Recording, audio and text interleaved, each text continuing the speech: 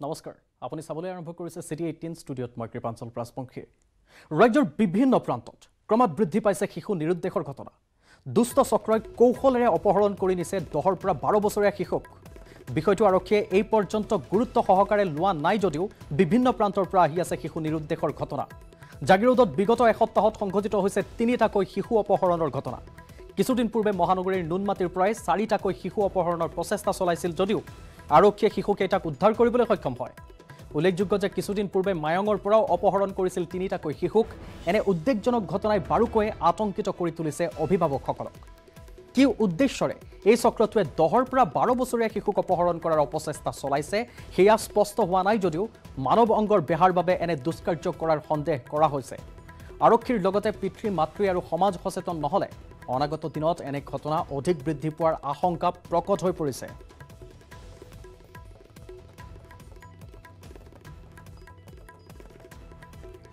ৰাজ্যৰ বিভিন্ন প্ৰান্তত আমি জনাইছো ক্ৰমাৎ বৃদ্ধি পাইছে শিশু নিৰুদ্দেশৰ ঘটনা দুষ্ট চক্ৰই কৌশলেৰে অপহৰণ কৰি দিছে 10 পৰা 12 বছৰীয়া শিশুক বিষয়টো আৰক্ষীয়ে এই পৰ্যন্ত অধিক গুৰুত্ব সহকাৰে ল'ব লাগিছিল যদিও লোৱা পৰিলক্ষিত হোৱা নাই সেইবাবে হয়তো বিভিন্ন প্ৰান্তৰ পৰা আহি আছে শিশু নিৰুদ্দেশৰ ঘটনাসমূহ জাগিৰোডত বিগত এসপ্তাহত সংঘটিত হৈছে 3টাকৈ শিশু অপহৰণৰ ঘটনা ঘৰত কোনো নথকাৰ সুযোগ লৈ খাপপিটি থকা এই দুষ্ট চক্ৰই শিশু অপহৰণ কৰিবলৈ লোৱা খবৰ আছিল জাগিৰোডৰ কিছুদিন পূৰ্বে মহানগৰীৰ নুনমাটিৰ পৰাই 4টাকৈ শিশু অপহৰণৰ প্ৰচেষ্টা চলাইছিল যদিও আৰক্ষীয়ে শিশুকেইটাক উদ্ধাৰ কৰিবলৈ সক্ষম হয় কিছুদিন পূৰ্বে মায়ঙৰ পৰাও অপহৰণ কৰিছিল 3টাকৈ শিশু এনে উদ্বেগজনক ঘটনাই বাৰুকৈ আতংকিত কৰিছে অভিভাৱকসকলক কি উদ্দেশ্যৰে এই চক্ৰটোৱে 10 পৰা 12 বছৰীয়া শিশুক অপহৰণৰ চেষ্টা চলাইছে সেয়া এতিয়ালৈকে স্পষ্ট হোৱা নাই কিন্তু এইখিনি সময়তে সন্দেহ কৰিব পাৰি মানৱ অংগৰ বেহাৰ বাবে এনে দুষ্কাৰ্য হয়তো সংঘটিত কৰিবলৈ লৈছে এই দুষ্ট চক্ৰটোৱে আৰক্ষীৰ লগতে পিতৃ মাতৃ আৰু সমাজ সচেতন নহলে অনাগত দিনত এনে ঘটনাই অধিক বৃদ্ধি পোৱাৰ আশংকা এই মুহূৰ্তত প্ৰকট হৈ পৰিছে শেহতীয়াকৈ এয়া হৈছে জাগিৰোডৰ খবৰ জাগিৰোডত দুষ্ট চক্ৰই কৌশলেৰে অপহৰণ কৰাৰ চেষ্টা চলাইছিল 10 পৰা 12 বছৰীয়া শিশুক আৰক্ষীয়ে কেতিয়া এই সংক্ৰান্তত আৰু অধিক গুৰুত্ব দিব তাকে লৈ এতিয়া প্ৰশ্ন উঠিছে বৌদ্ধিক মহলতো ৰাইজেও প্ৰশ্ন তুলিছে কাৰণ ইয়াৰ ৰাজ্যজুৰি এই চক্ৰটো শিপাইছে আৰু এই চক্ৰটোৱে 10 পৰা 12 বছৰৰ শিশুক টাৰ্গেট কৰিছে আৰু বহু দিনৰ পৰা খাপপিটি থাকে সিহঁতে যি মুহূৰ্ততে ঘৰত কোনো নাথাকে সেই মুহূৰ্ততে এইদৰে শিশুসমূহক অপহৰণ কৰাৰ বৃথা চেষ্টা চলায় আৰক্ষীয়ে যদিও পুনৰুদ্ধাৰ কৰি আনে কিন্তু এই ঘটনাই উদ্বিগ্ন কৰি তুলিছে সচেতন মহলক লগতে অভিভাৱকসকলক জাগিৰোডত বিগত এসপ্তাহত সংঘটিত হৈছে 3টাকৈ শিশু অপহৰণৰ ঘটনা ক্ৰমাগতভাৱে সপ্তাহটোত 3টাকৈ ঘটনা সংঘটিত হৈছে আৰক্ষীক অৱগত কৰা হৈছে কিন্তু এই মুহূৰ্তত আৰক্ষীয়েও বিশেষ গুৰুত্ব দিয়া পৰিলক্ষিত হোৱা নাই যাক লৈ এতিয়া চিন্তিত হৈছে অভিভাৱকসকল লগতে ছাত্ৰ ছাত্ৰীসকলো কণ শিশু ঘৰত থৈ যাব নোৱাৰা অৱস্থা কিছুদিন পূৰ্বে মহানগৰীৰ নুনমাটিৰ পৰাই 4টাকৈ শিশু অপহৰণৰ প্ৰচেষ্টা চলাইছিল যদিও পাছত আৰক্ষীয়ে শিশুকেইটাক উদ্ধাৰ কৰে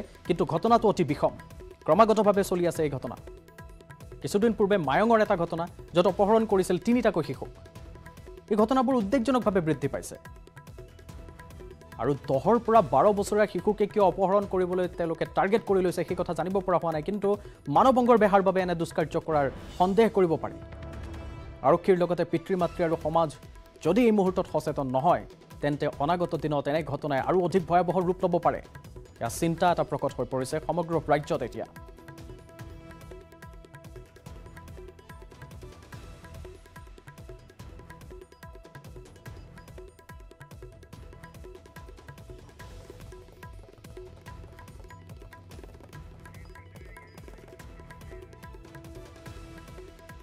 আমি নিশ্চয় খন্তেক সময়ৰ পাছতে জাগিৰোডৰ পৰা আমাৰ সাংবাদিকৰ সৈতে আমি পোনপটীয়া সম্প্ৰচাৰত সংযুক্ত হ'বলৈ চেষ্টা কৰি আছোঁ আমি সংযুক্ত হ'ম আৰু তাৰ পাছতে আমি জনাব পাৰিম জাগিৰোডত এনে ক্ৰমাগতভাৱে এনে ঘটনা কিয় সংঘটিত হ'বলৈ লৈছে 10 পৰা 12 বছৰীয়া কিশোৰীক কিয় শিশুক কিয় টাৰ্গেট কৰা হৈছে বিশেষকৈ এই মুহূৰ্তত জাগিৰোডত এই ঘটনাই অধিক চিন্তিত কৰি তুলিছে জাগিৰোডবাসীক আৰক্ষীক খবৰ যদিও দিয়া হৈছে আৰক্ষীয়ে খবৰ পাইছে কিন্তু তাৰ পাছতো যেন যিমান ব্যৱস্থা ল'ব লাগিছিল যিমান পৰিমাণে তৎপৰতা দেখুৱাব লাগিছিল আৰক্ষীয়ে সেই পৰিমাণে তৎপৰতা দেখুওৱা নাই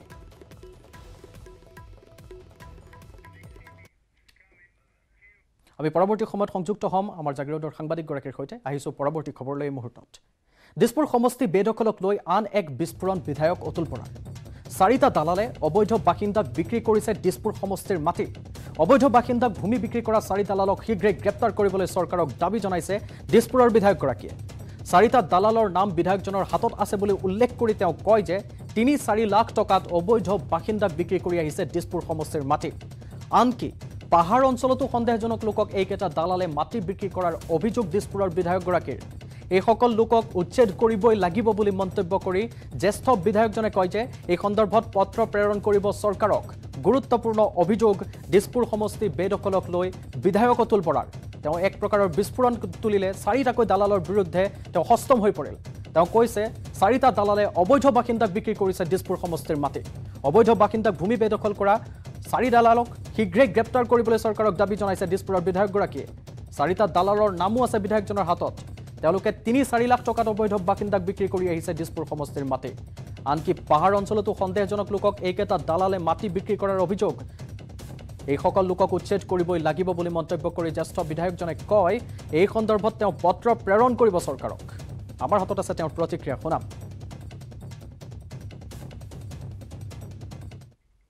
বহুৱাইছে বিষ্ণুপুৰ তেতিলীয়া গাঁও পঞ্চায়তৰ পাহাৰত আৰু আগতে এই চৰ অঞ্চলৰ ডাউটফুল চিটিজেনবিলাকে দখল কৰিছে। এতিয়া পাহাৰ পৰ্বত দখল কৰিছে। পাহাৰ পৰ্বতৰ আশে পাশে থকাটো আমাৰ যিখিনি মানুহ আছে বিশেষকৈ জনজাতীয় মানুহৰহে এইবোৰ জেগা। পাহাৰ পৰ্বত আমাৰ এই দিছপুৰ সমষ্টি, বিশেষকৈ মই বেলেগ অসমৰ কথা নকওঁ বাৰু, দিছপুৰ সমষ্টিৰ কথাই কৈছোঁ। পাহাৰ পৰ্বতবিলাকৰ যেনেকৈ মাৰকাং তাৰকাঙে ধৰি যিমান আছে, আমাৰ নুনমাটিকে ধৰি আমাৰ টোপাতলি হেৰিবিলাকৰ ধৰ পাহাৰ পৰ্বত বা মাজে সেইবিলাক জনজাতি মানুহে সাধাৰণতে বিশেষকৈ সেইবোৰ ব্যৱহাৰ কৰি আহিছে। বা গৰু ছাগলীও যায় কেতিয়াবা আৰু জীৱ জন্তু থাকে, কিন্তু সেইবোৰ তেওঁলোকে কেতিয়াও তাত ঘৰ সজা নাই, দখল কৰা নাই। কিন্তু এতিয়া বাংলাদেশে কেনেকৈ পাহাৰবিলাক দখল কৰিবলৈ লৈছে এইটো চৰকাৰৰ দৃষ্টিগোচৰ কৰিব লাগে। আপোনালোক সাংবাদিক, আপোনালোকে এইটো দৃষ্টিগোচৰ কৰক, সেইটোৱে মোৰ আপোনালোকৰ প্ৰতি আবেদন। এই বেদখল কৰিছে যে ইয়াতে মেইন দালাল কেইজনৰ নাম কি কি জানে? 4টা নাম মই জানো, কিন্তু এতিয়াতো মই পাহৰি গৈছোঁ। মাহৰ নাম মোৰ লিষ্টত লেখা আছিলে, নামকেইটাতো মই আজি দিছিলে, সেই নামকেইটা দি পঠিয়াম আজি ডিচিক। আৰু এখন পত্ৰ আজি মই ডিচিক দিম। আৰু আমি খুব ভাল পাইছোঁ এগৰাকী ৰামেশ্বৰ তালুকদাৰ যে তেওঁক গ্ৰেপ্তাৰ কৰাৰ কাৰণে ভাল পাইছোঁ। কিয় জানেনে?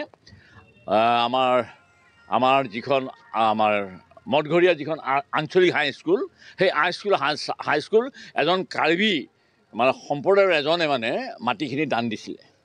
সেই কাগজপত্ৰ মোৰ তাত আছে। সেইখিনি মাটি আমাৰ দুজনমান আৰু দালাল লগ লাগি স্কুলখন প্ৰথমতে বনাম বুলি কোৱা তেনেকুৱা দালাল 2জন আছে মঠঘৰীয়াত। সেই দালাল 2জনে লগ লাগি পেলাই ৰামেশ্বৰ তালুকদাৰৰ মানে মাটিখিনি সেই মানুহকেইটা বৰুৱা বোলা উপাধিৰ পৰা কিনাই পেলাই এগৰাকী মাৰোৱাৰী সম্প্ৰদায়ৰ মানুহক সেইখিনি মানে ফ্লেট বনাবৰ কাৰণে বিক্ৰী কৰিছে। সেইকাৰণে ৰামেশ্বৰ তালুকদাৰক মানে বিশেষকৈ ৰামেশ্বৰ তালুকদাৰক গ্ৰেপ্তাৰ কৰাৰ কাৰণে আৰু এদিন ৰাতি লকআপত থোৱাৰ কাৰণে মই বৰ সন্তুষ্ট, মই বৰ মই সুখ ফিল কৰিছোঁ। I am feeling well due to date very গতিকে মই মুখ্যমন্ত্ৰী ডাঙৰীয়াক তাৰ কাৰণে মই কংগ্ৰেচুলেশ্যন দিছোঁ আপোনালোকৰ জৰিয়তে। আৰু এই মাটিৰ দালালেই অসমখন শেষ কৰিব।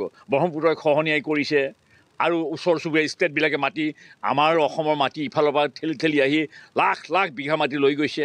আৰু তাৰপিছত সৰু সৰু নদীবিলাকো খহনীয়া আছে। তেনেহ'লে আমাৰ মানুহ ক'ত থাকিব তেতিয়াহ'লে? এতিয়াতো বিশ্বনাথ চাৰিআলিত দেখিছেই নহয় আপুনি, নিউজটো আজি ওলাইছে কিমান লাখ বিঘা মাটি। বিশ্বনাথ চাৰিআলিত বাগমাৰী গেটত মোৰ নিজৰ মামা আছিলে, সম্পৰ্কীয় মামা আছিল, মদৰ মহল আছিলে। এতিয়া তাত পিছফালে গোটেই বাংলাদেশী বহি গ'ল। মই যেতিয়া গৈছোঁ তাত গোটেইখন অপেন আছিলে, কমচে কম হাজাৰ বিঘা মাটি। তাততো বাংলাদেশী বহি গ'ল এতিয়া বিশ্বনাথ চাৰিআলি য'ত বাগমাৰী গেটত। মই তাতে 3-4 দিন আছিলোঁ, পিছফালে খালী আছিলে। জামিনী হাজৰিকা মোৰ মামা আছিলে, সম্পৰ্কীয় মামা, মোৰ বৰমাৰ ভায়েক। কিন্তু মই তাততো দেখিলোঁ এতিয়া এই অসম আন্দোলনৰ সময়তে মই দেখিছোঁগৈ গৈ পেলাই। মোটামুটিভাৱে অসম আন্দোলন যিহেতু চলি আছে, মানুহ তাত বহি আছে। তাৰমানে মই যিটো জানিব পাৰিছোঁ, সিহঁতে যিখিনিয়ে তালি তুলিবলৈ আহিছিলে সিহঁতে এতিয়া কিছুমান মানুহৰ ঘৰত কিছুমান আশ্ৰয় লৈ আছে আৰু কিছুমানে অলপ লুকাই আছে। তেওঁলোকে সেই ঠাইত 4জন দালালে এই গোটেইখিনি কাম কৰিছে। দালাল 4জনৰ নাম আপোনালোকে মোক পিছত সুধিব, নামকেইটা মই লৈ আহিছোঁ নাই। এজন হ'ল কি আমচুৰ কিবা নেতা নাজিম বুলি, আৰু 3জন দালালৰ নাম মোৰ আছে। সিহঁতে কি কৰিছে, মাটি বেচিছে 4 লাখকৈ কথাত। সিহঁতে হয়তো 40,000 50,000 কিনা মাটি বা 1 লাখ 1.5 লাখ কিনা মাটি 4 লাখকৈ এই কাষ্টমাৰ সিহঁতে আনিছে, বেলেগৰ পৰা আনিছে। সেইটো এটা কাম কৰিছে সিহঁতে। আৰু এতিয়া মই গম পাইছোঁ যে কালি ৰাতিৰ ভিতৰতে 45 ঘৰ পানীখাতিত, 45টা ফেমিলি ৰাতিৰ ভিতৰত ঘৰ বনাইছে পানীখাতিত দেই। ডিমৰীয়াটো এতিয়া মই গম পাইছোঁ বিষ্ণুপুৰৰ আজি 3-4 বছৰৰ পৰা বিষ্ণুপুৰত ঘৰ সাজি ডাউটফুল চিটিজেন আহি সোমাইছেহি। বিষ্ণুপুৰ মানে তেতিলীয়া পঞ্চায়তত। সেইবিলাকো এফিকশ্যন কৰিব লাগিব। এইটো নহয় ৩-৪ বছৰলৈ বাচি যাব, গৰু খুঁটিকেইটা অহাকেইটাহে আমি খেদাম, সিহঁতকহে উচ্ছেদ কৰিম বা সিহঁতক ইয়াত বহিবলৈ দিম, এইটো নহ'ব। ৩-৪ বছৰৰ পিছত যিবিলাক দিছপুৰ সমষ্টিত সোমাইছে চবকে উচ্ছেদ কৰিব লাগিব। তেতেলীয়াত বিষ্ণুপুৰৰখিনি উচ্ছেদ কৰিব লাগিব।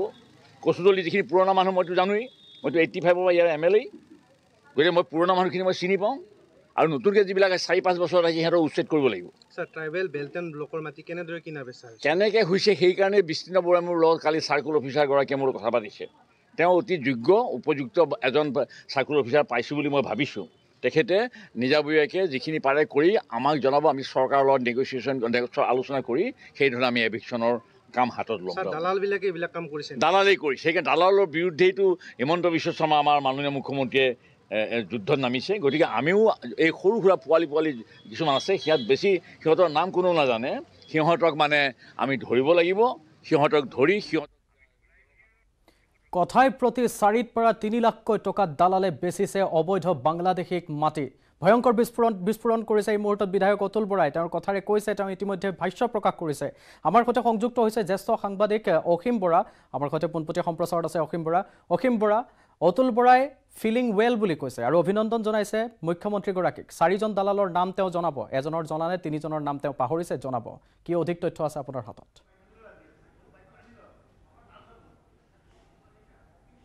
হয়, আচলতে দিছপুৰৰ জ্যেষ্ঠ বিধায়ক অতুল বৰাই কালিৰ পৰা যিখিনি কথা কৈ আছে যে মাটি বেদখল সম্পৰ্কত, বিশেষকৈ দিছপুৰতো এটা গুৰুত্বপূৰ্ণ সমষ্টিত আৰু যিটো দিছপুৰৰ চৰকাৰৰ পৰা জনতা ভৱনৰ কিছু দূৰত যিটো সমষ্টি, তাত সমষ্টিত যিহেতু তেওঁ ক'বলৈ বাধ্য হৈছে বা তেওঁ এজন জ্যেষ্ঠ বিধায়ক আৰু শাসকীয় দলৰ বিধায়ক, তেওঁ অভিযোগ কৰিছে যে দিছপুৰ সমষ্টিত 4জন দালালে মাটি বিক্ৰী কৰি আছে সন্দেহযুক্ত লোকক, আৰু সেই লোকসকলক তেওঁলোকে বিভিন্ন ঠাইত সংস্থাপন দিছে। আৰু এজন দালালে এজন লোকক মাটি বিক্ৰী কৰাৰ নামত 3-4 লাখ টকাত লয়। আৰু আনকি তেওঁ কালিৰ পৰা কৈ আছে বা আজিও কৈছে যে 3-4 লাখ টকাৰ দামত তেওঁলোকে সেই চৰকাৰী মাটি বা বিভিন্ন স্থানীয় লোকৰ মাটি বিক্ৰী কৰি আহিছে। আৰু আজি অতুল বৰাই বিধায়কজনে তেওঁ বিভিন্ন কোন ঠাইত দিছপুৰ সমষ্টিৰ কোন ঠাইত মাটি বিক্ৰী হৈছে, কোন ঠাইত দালালে সেই সন্দেহজনক লোকসকলক সংস্থাপন দিছে বা মাটি বিক্ৰী কৰি তেওঁলোকক থাকিবলৈ সুবিধা কৰি দিছে, সেই ধৰণৰ তথ্যও দাখিল কৰিছে। আৰু তেওঁ লগতে কৈছে যে এই সমগ্ৰ কথা উল্লেখ কৰি তেওঁ মুখ্যমন্ত্ৰীৰ আৰু এখন পত্ৰ প্ৰেৰণ কৰিব, যাতে এই দালালকেইজনক বিচাৰি উলিয়াব পাৰে বা যিসকল লোক তাত আজি 2-4 বছৰৰ পৰা তাত দখল কৰি আছে বা বেদখল কৰিছে, ঘৰ মাটি খাইছে, খেতি পথাৰ কৰিছে, তেওঁলোকক যাতে উচ্ছেদ কৰিব পাৰে। স্বাভাৱিকতে এয়া কোনো বিৰোধী দলৰ বিধায়কে অভিযোগ দিয়া নাই বা কোনো দল সংগঠনে অভিযোগ দিয়া নাই, এয়া দিছে স্বয়ং দিছপুৰ সমষ্টিৰ বিধায়কজনে। আৰু তেওঁ যোৱা 85 চনৰ পৰা আজি বহু বছৰ ধৰি এই সমষ্টিটো প্ৰতিনিধিত্ব কৰি আছে, তেওঁ তাত বিধায়ক হৈছে বা এই সমষ্টিৰ লগত জড়িত। গতিকে স্বাভাৱিকতে তেওঁ নিজৰ সমষ্টিৰ কথা যিহেতু এনেদৰে কৈছে, এই কথাটো স্বাভাৱিকতে এটা উদ্বেগজনক কথা। আজি গৰুখুটিত উচ্ছেদৰ পাছত যিহেতু বিভিন্ন পক্ষত ৰিয়েকশ্যন হৈছে, বহুতে প্ৰতিবাদ কৰিছে যে এনেধৰণে উচ্ছেদ চলাব নালাগিছিল। কিন্তু দেখা গৈছে যে গৰুখুটিতকৈও তেনেকুৱা ধৰণৰ বহু ঠাই বা বহু এলেকা এতিয়া দখল কৰিছে সন্দেহযুক্ত লোকে, নাৱেৰে পাৰ হৈ সেই ঠাইবিলাকত আশ্ৰয় লৈছে। অকল সিমানেই নহয় যে দিছপুৰৰ কাষৰ নিকটৱৰ্তী জাগিৰোড সমষ্টিটো, জাগিৰোডতো আজি আমাৰ নিউজ 18ত বিশেষভাৱে দেখুওৱা হৈছে কেনেদৰে তাত হাজাৰ হাজাৰ লোকে চৰকাৰী ভূমিৰ বেদখল কৰিছে, আনকি সমবায় সমিতিৰ ভূমিও বেদখল কৰিছে বুলি স্থানীয় লোকে অভিযোগ কৰিছে। আৰু তেওঁলোক আজি ওলাই আহিছে যে এই লোকসকলক খেদিব লাগে বুলি। গতিকে গোটেই পৰিস্থিতিটো আচলতে চাবলৈ গ'লে অকল গৰুখুটি বা চিপাজাৰ নহয়, সমগ্ৰ অসমখনতেই আচলতে বেদখলকাৰীৰ অৱস্থান কৰিছে। তেওঁলোকে নিশাৰ ভিতৰতে ঘৰ বাৰী বনাইছে আৰু প্ৰশাসন চৰকাৰ যিমান সক্ৰিয় হ'ব লাগিছিল বা সেই লোকসকলক সংস্থাপন হোৱাৰ লগে লগে তেওঁলোক ক'ৰ পৰা আহিছে, কিয় আহিছে, তেওঁলোকৰ নাম ঠিকনা আচলতে বিচাৰিব লাগে, কিন্তু তেনেকুৱা ধৰণৰ কোনো পদক্ষেপ গ্ৰহণ কৰা নাযায়। আজি স্বয়ং বিধায়ক এজনে ক'ব লগা হৈছে, অথচ তেওঁ আচলতে ক'বলৈ পাৰি এতিয়া নিসহায় হৈ পৰিছে। কাৰণ বিধায়ক এজনে যেতিয়া ক'ব লগা হৈছে, অসীম কুমাৰ বৰা নিসহায় বুলি কওঁতে এটা কথা মনলৈ আহিছে, আপোনাৰ প্ৰসংগক্ৰমে এটা কথা উল্লেখ কৰিব বিচাৰিছোঁ। তেওঁ আপুনি ইতিমধ্যে জনাইছে 85ৰ পৰা অৰ্থাৎ 36 বছৰ তেওঁ বিধায়ক হৈ আছিল। তাৰপিছত মুখ্যমন্ত্ৰীৰ এই পদক্ষেপৰ পিছতে তেওঁ পোনপ্ৰথমবাৰৰ বাবে মাত মাতিছে আৰু তেওঁ ইতিমধ্যে জনাইছে যে দালাল যিগৰাকীৰ কথা তেওঁ কৈছিল ৰামেশ্বৰ তালুকদাৰ, তেওঁক গ্ৰেপ্তাৰ কৰাৰ বাবে আৰু এদিন তেওঁক জেলত ৰখাৰ কাৰণে তেওঁ অভিনন্দনো জ্ঞাপন কৰিছে মুখ্যমন্ত্ৰীগৰাকীক।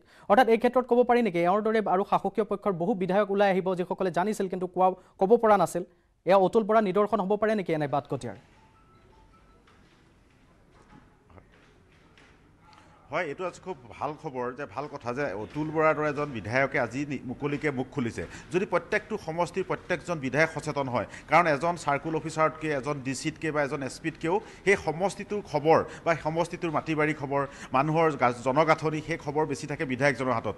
গতিকে বিধায়কজন এজন শাসকীয়ই হওক বা বিৰোধী দলৰ বিধায়কেই হওক, তেওঁ যদি সমষ্টিটোক লৈ সচেতন হয় বা সমষ্টিটোৰ জনগাঁথনি সমষ্টিটোৰ বাসিন্দাৰ ওপৰত তেওঁ যদি খবৰ ৰাখে, তেনেহ'লে নিশ্চয় গম পাব আচলতে সেই সমষ্টিটোত ক'ত ক'ত বেদখল হৈছে, ক'ত ক'ত বেদখল হোৱা নাই, কোন কোন মানুহ সমষ্টিটোত সোমাইছে, কেনেকুৱা ধৰণৰ মানুহে তাত মানুহে আশ্ৰয় ল'ব লৈছে। আজি অতুল বৰাই তেওঁ দিছপুৰ সমষ্টিটোৰ কথা কৈছে। আজি জাগিৰোড সমষ্টিত কি হৈছে সেইটো পীযুষ হাজৰিকাই খবৰ ৰাখিব লাগিব। তেনেদৰে মৰিগাঁৱত আজি কি হৈছে, লাহৰীঘাটত কি হৈছে, আজি তেনেধৰণৰ আজি চিপাজাৰ সমষ্টি হওক বা আজি চামগুৰি সমষ্টি হওক, যিকোনো সমষ্টিতে তাত যদি বিধায়কজনে চকু ৰাখে বা তেওঁৰ সমষ্টিটোৰ তেনেকুৱা তথ্য ৰাখে, তেনেহ'লে নিশ্চয় এই যিবিলাক অবৈধ লোক তেওঁলোক আশ্ৰয় ল'ব নোৱাৰিব। কিন্তু কৃপাঞ্জল, আমাৰ ডাঙৰ কথাটো হ'ল যে অবৈধ লোকসকলক যেতিয়া ভোটৰ অংকত সংস্থাপন সেই বিধায়কজনে দিব বা সেই অঞ্চলটোৰ পলিটিচিয়ানবিলাকে দিব, তেতিয়া হয়তো আমাৰ কৰিব লগা একো নাথাকে। আজি হয়তো বিজেপি চৰকাৰে অবৈধ দখলদাৰীৰ বিৰুদ্ধে অবৈধ লোকৰ বিৰুদ্ধে এটা পদক্ষেপ গ্ৰহণ কৰিছে, মাটি দালালৰ বিৰুদ্ধে পদক্ষেপ গ্ৰহণ লৈছে। গতিকে সেইকাৰণে হয়তো বিজেপি বিধায়ক হিচাপে অতুল বৰা সক্ৰিয় হৈছে বা তেওঁ কিছুমান মানুহক দেখুৱাই দিছে যে এইসকল লোক ইয়াত সংস্থাপন হৈছে, দালালৰ কথা কৈছে। কিন্তু যদি ৰাজনীতিৰ স্বাৰ্থত ৰাজনীতিক ভোটৰ অংকত যদি অবৈধ লোকক আশ্ৰয় দিয়ে বা তেওঁলোকক প্ৰশ্ৰয় দিয়ে, তেনেহ'লে হয়তো অসমৰ ভৱিষ্যত সুৰক্ষিত নহ'ব বা আমাৰ অঞ্চলসমূহ অধিক বিপদাপন্ন হৈ পৰিব। নিশ্চয়। কিন্তু এই মুহূৰ্তত অতুল বৰাৰ ভাষ্যৰ পৰা এটা কথা স্পষ্ট হৈছিল, তেওঁ ইতিমধ্যে জনাইছে পানীখাইটিৰ কথা।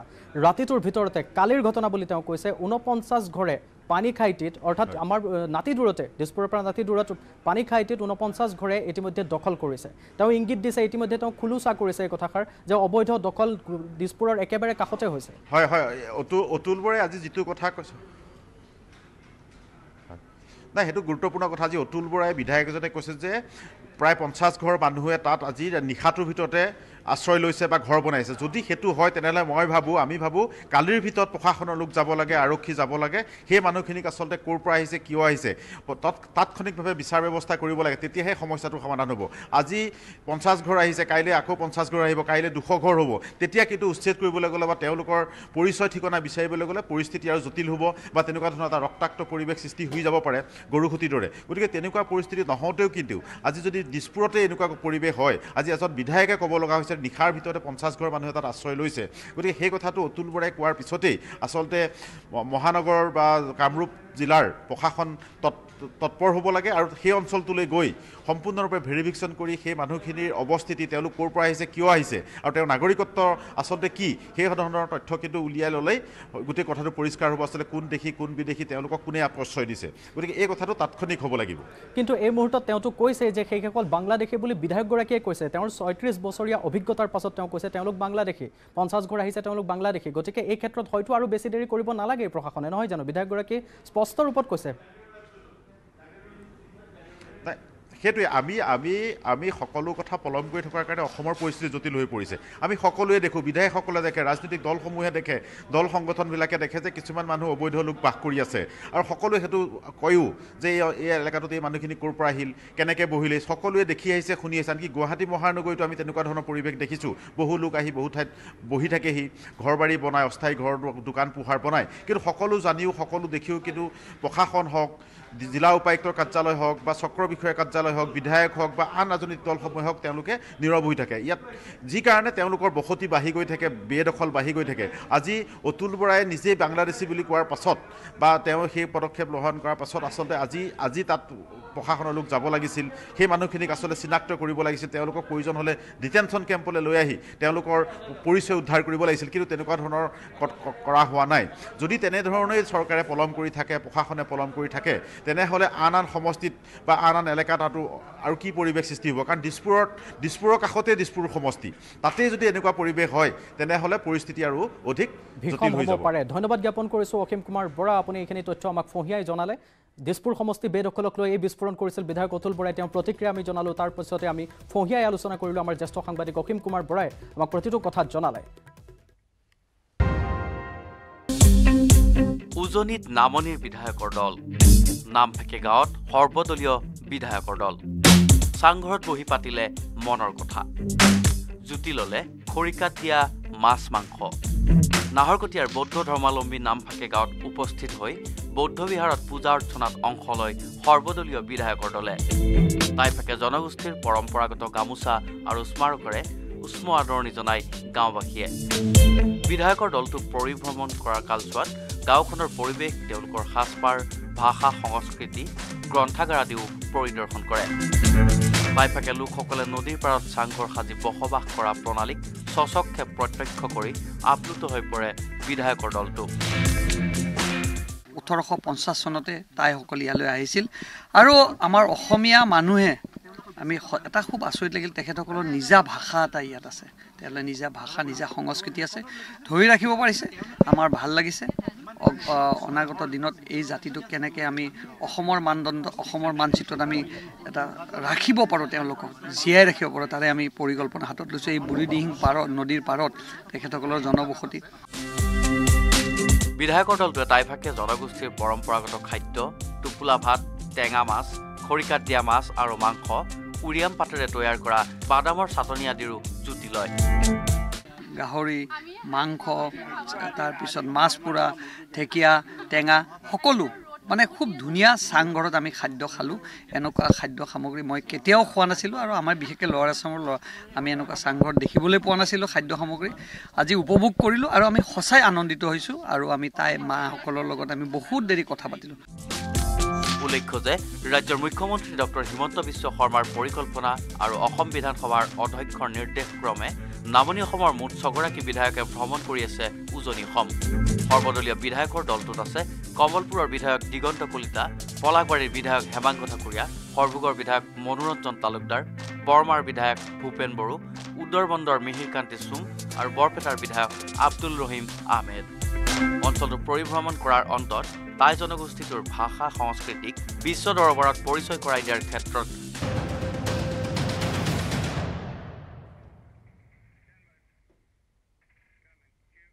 বাতৰিৰ মাজলৈ স্বাগতম গৰুখুটিৰ দৰে মায়ঙৰ ঔগুৰি চাপৰিটো চলিছে সন্দেহজনক নাগৰিকৰ অবৈধ বেদখল নিতু একাংশ সন্দেহজনক লোকে সাজিছে ঘৰ কৰিছে খেতি বাতি যাক লৈ এতিয়া তীব্ৰ চাঞ্চল্যৰ সৃষ্টি হৈছে মায়ঙবাসীৰ মাজত মায়ঙৰ ঔগুৰি চাপৰিত অবাধ বেদখল সমবায় সমিতিৰ ভূমিত সন্দেহজনক লোকৰ ঘৰ বাৰী অবৈধ বাসিন্দাৰ বিৰুদ্ধে সৰব স্থানীয় লোক চিপাঝাৰ গৰুখুটি দিছপুৰে নহয় ৰাজ্য প্ৰান্তে প্ৰান্তে এতিয়া হাজাৰ হাজাৰ চৰকাৰী ভূমি বেদখলকাৰীৰ কবলতে এয়া চাওক মায়ঙৰ ঔগুৰি চাপৰিৰ দৃশ্য এয়া চৰকাৰ আৰু স্থানীয় লোকৰ ভূমি বেদখল কৰিছে সন্দেহজনক লোকে আনকি বাদ পৰি যোৱা নাই ঔগুৰি লুইপৰীয়া নামঘৰীয়া কৃষক সমবায় সমিতিৰ ভূমিও দৈনিক সন্দেহজনক লোকে আহি এই অঞ্চলটোত সাজিছে ঘৰ কৰিছে খেতি বাতি নিশাটোৰ ভিতৰতে ঘৰ সাজি বেদখল কৰিছে একাংশ স্থানীয় লোকৰ ভূমিত এনে সন্দেহজনক লোকৰ বিৰুদ্ধে আজি গুজৰি গুমৰি উঠিল স্থানীয় বাসিন্দাসকল